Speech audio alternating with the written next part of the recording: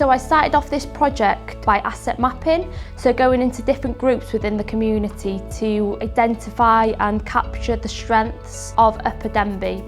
So the main part we've been focused on where people can be physically active is on cynhaliwyd. We have partnered up with Denbighshire Leisure to offer activities for children on cynhaliwyd during half terms, alongside distributing healthy snacks as part of our Fit and Fed project.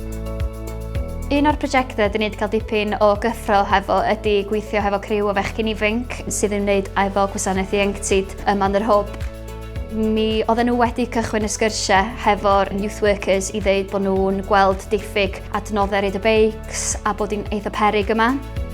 Wedyn, dyn ni wedi lwcus iawn gweithio hefo nhw drwy'r prosiect actif i wneud siŵr bod nhw'n gallu datblygu'r prosiect yma i fod yn rhywbeth llwyddiannus.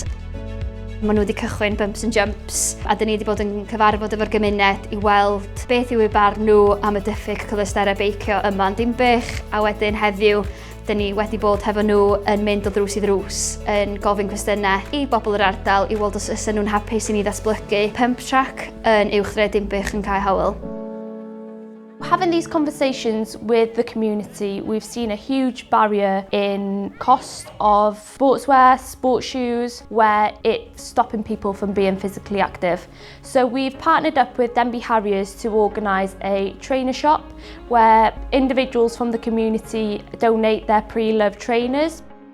This project has provided an accessible opportunity for people to engage in physical activity.